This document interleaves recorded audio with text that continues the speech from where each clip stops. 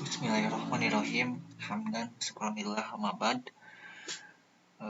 Teman-teman, saya akan memaparkan tentang Pithecanthropus erectus, merupakan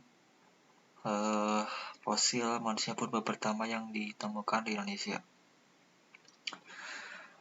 Pithecanthropus erectus ini berasal dari bahasa Yunani, Pitkos yang artinya kera, Anthropus seperti manusia, dan erectus memiliki arti tegak. Kata Pithecanthropus erectus artinya manusia kera yang berjalan tegak lurus. Pithecanthropus erectus adalah nama lain dari manusia Jawa atau seringkali disebut Homo erectus. Pithecanthropus erectus yang ditemukan oleh Eugene Dubois pada tahun 1891. Nah, Dubois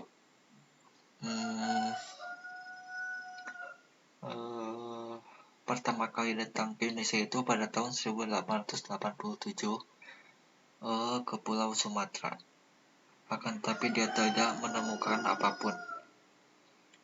Dan setelah itu kemudian ia mendengar pada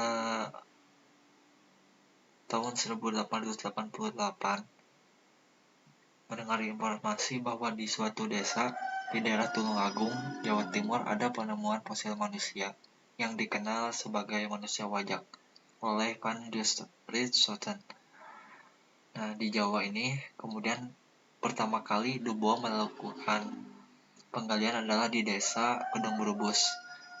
Tetapi dia tidak menemukan apa-apa. Setelah itu dia pindah ke Trinil yang terletak di pinggiran Sungai Bengawan Solo. Nah, di desa Trinil inilah Dubois menemukan fosil gigi dan fosil tempurung kepala pada tahun 1891. Nah, dia mengamati bentuk dari tempurung kepala tersebut berbeda dengan bentuk tempurung kepala manusia sekarang atau Homo sapiens. Menurutnya, perbedaan morfologi anatomi ini memberi kesan adanya pencampuran antara bentuk tempurung kepala manusia sekarang atau Homo sapiens dan tempurung kepala dari kera besar. Oleh karena itu, Dubois yakin dia telah menemukan salah satu missing link makhluk yang menjadi penghubung antara kera dan manusia. Dan makhluk ini pun mampu berjalan tegak hanya manusia. Nah, pada tahun berikutnya, 1892, Dubois menemukan tulang paha. Terhitung penggalian atau penelitian yang dilakukan oleh Eugene Dubois ini dari tahun 1890 sampai 1892. Ciri-ciri Pithecanthropus erectus memiliki volume otak sekitar 900 cc. Nah, menurut von Koenigswald, Pithecanthropus adalah jenis manusia, tetapi bentuk tubuhnya itu sedikit berbeda atau primitif. Volume otaknya berada di antara volume otak Homo sapiens dan golongan kera besar, yang berada di sekitar 1000 cc. Selain itu, Pithecanthropus mempunyai beberapa karakter morfologi primitif, terutama pada tulang kepala dan gigi. Di antaranya penebalan tulang pada tulang kening di atas rongga mata yang disebut sebagai supraorbital torus, tengkorak platisepalik lebar, maksimum tengkorak relatif terletak di sekitar dasar tengkorak, tidak mempunyai dagu dan tulang kepala yang tebal. Klein tahun 1989. Selanjutnya, tinggi badannya itu kurang lebih 1650 cm sampai 165 cm sampai 180 cm.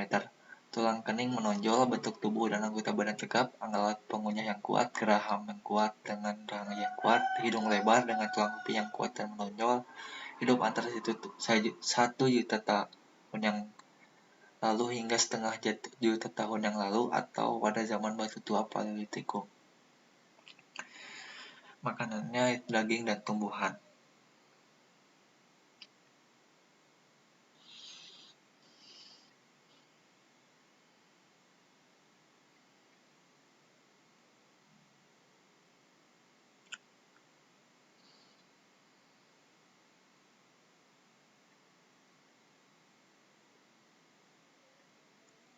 Nah, pola hidup dari Pithecanthropus erectus sendiri pola hidupnya tersendiri yaitu nomaden atau berpindah-pindah.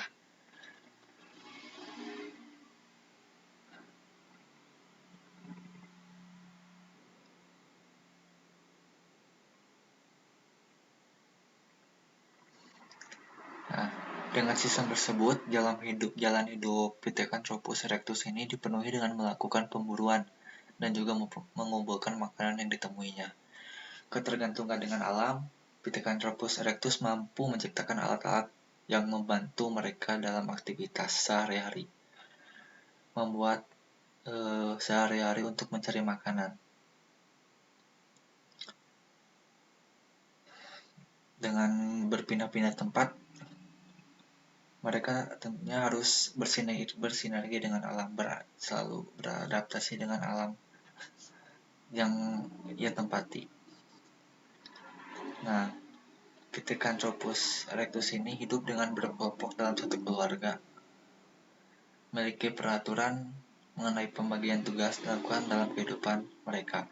Tugas manusia purba laki-laki dewasa yaitu berburu hewan di zona mereka tinggal, sedangkan wanita dan lansia bertugas untuk mengumpulkan makanan dan mengasuh anak-anak mereka. Nah, kegiatan food gathering ini bergantung pada makanan yang ada pada lingkungan sekitar alam sekitar mereka.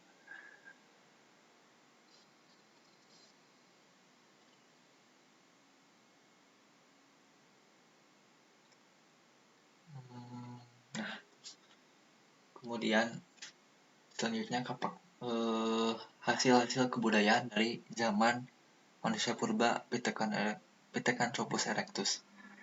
Pertama itu kapak genggam. Bentuk dari kapak ini cukup besar, tapi mempunyai ukuran yang lebih kecil dari jenis kapak lainnya. Kapak genggam sudah tersebar ke beberapa wilayah di Nusantara dan masih dikembangkan sampai zaman yang modern ini. Awalnya, kapak genggam adalah buatan manusia purba memakai bahan yang sederhana dan cara penggunaannya yang digenggam pada ujungnya. Kemudian pahat genggam. Alat ini bentuknya kecil, dipakai untuk kegiatan bercocok tanam, untuk memanfaatkan hasil alam yang lebih dan membuat gemburan tanah,